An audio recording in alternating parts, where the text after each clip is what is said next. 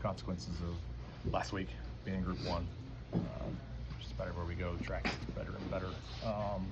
More cars on the track qualifying. Yeah, all in all, I think we beat our metric, which is what we wanted to do, so we adjust the goals accordingly, right? And going into Monday, post Arlington, we adjusted our goals. So we did beat our metrics, so that's positive. Wanted more, of course. I thought it was strong to unload where we wanted to be, have, fastest lap in practice, which was good. Our averages are okay. Reminiscent of the fall, though, where we fastest in practice, I believe, and qualified 20-something and rode there all day. So we got our work cut out for us tomorrow, but looking forward to it. It's cool to have Hardee's back in the sport. Fire suit looks awesome.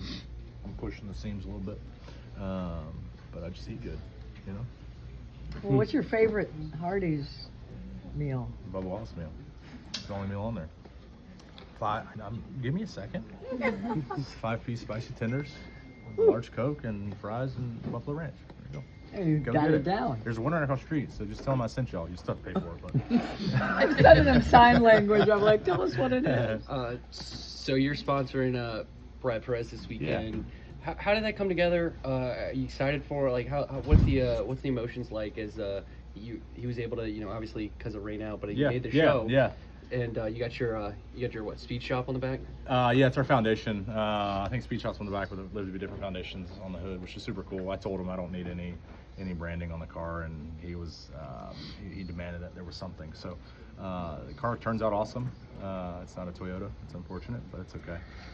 But no, I was off social media for a long time, and I'm not on it as much as I used to be, by any means. It's a much happier life when you're not on it, but I just happened to scroll by a post that he was looking for funding, I think, to run the ARCA race or something at Phoenix, and I shot him a message, and he was like, "Phoenix already passed. Here's a list if you want to do anything else." I like Martinsville, so I've been able to do a lot of really cool things throughout my career, throughout my life, and if it ended tomorrow, I'd be happy.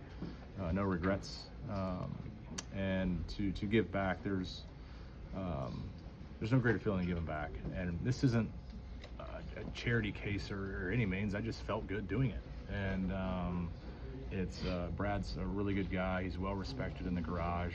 I appreciate that about him. We have a relationship. It's nothing. We're not best of friends, but we respect each other, and we have those conversations when we do pass each other. And I think he's just a great guy. So I think good things happen to good people, and I'm proud to play a small part. Tyler said last week that if he were to win here, the world would end. How much are you able to help him as a teammate? If I were to win here, the world would end. If he were to win here, the world would end. Damn, dog. Yeah. Talk to him about that. Yeah, I don't know. I think he does struggle on short tracks for whatever reason. I struggle on road courses for whatever reason. So we just kind of, ham and egg it. That's what we call it in the golf world.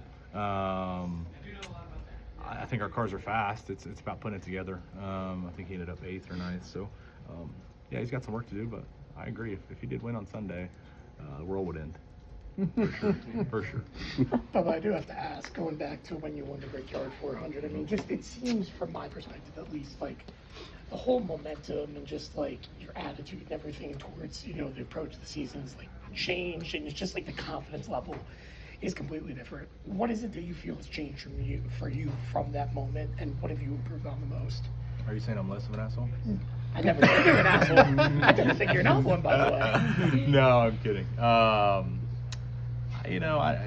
think Indy, it was a moment for our team, a moment for me to be locked in to the ancient playoffs. That's well written down in the history books. The playoffs are gone, right? But it gave you a sense of, I had a month of races thereafter to where it didn't matter. We were already locked in. And I've never had that, right?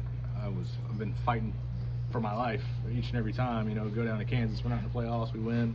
Talladega, we aren't in the playoffs, we win, right? So it was something that's like, oh, this is kind of how you go about the weekend, right? And so I think showing up with confidence in the car has attributed a lot to what you've been seeing this year. Less questioning of myself, and more believing in self and believing in the team. So, do you feel like overall with the entire organization that you all as an organization are on track with the goals that you set last year? You know, I know those wins came Yeah. fast and furious, but Yep. you've held yours in the top 10, you know, the first part of the season. Yeah. I think Darlington was a gut punch because we had the speed. I don't know if we had the 45 speed, but we never gave ourselves a chance to see that. So to continue to show up at pretty much every racetrack and have speed, that's what you want. You want competitive race cars, you want competitive people, you want hungry people, and passionate. And I think we have all of that right now. We're putting all the right pieces in place to be able to have good races, and that's across all three cars. Riley stepped it up. Couldn't be more proud of the effort he's been putting in. And this sport is tough, man. It's so hard. And so when we're all kind of firing on all cylinders, you feel that momentum, you feel that confidence throughout the shop. We're the team on top right now, and I think the hardest place to be is there and maintaining that. So we look forward to the challenge. I'm doing a story on Scotty and his moment at the 500 last year. I know you guys are friends. Yeah. His resilience to bounce back from that, move on from that. What did you make of that whole situation? Yeah, I think Scotty's a tremendous talent. I didn't know who he was until he came over to the IndyCar side, right? And Blaney was like, "Oh man, Scotty's pretty cool. We should go to dinner or something, go to lunch." And him and I hit it off really well. To see him, we've gotten really close. Our kids are a week apart. Lucy and Bex are a week apart. So we shared a special moment there when we both found out that we were both pregnant at the same time. It was super cool. So you kind of have, what was funny about that? We were pregnant. They always say, like, how Shoot, how you was seen it? me lately? I'm looking like it. I mean, did you get through it okay? Yeah. And I found myself, after I got to know him, I found myself late at night watching old supercar videos of him. And like, holy shit, this dude was good. I'd text him at 2 a.m. like, you're a badass. Like, this was cool. Like his lockup, I forgot what track it was. His rear lockup where he passed the guy and he about crashed and still made the pass was one of the coolest racing highlights I've seen. And so I think we've gotten to that level where we can push each other's buttons, but we're still respectful of each other. And so I got one in the chamber fired up for his crash today.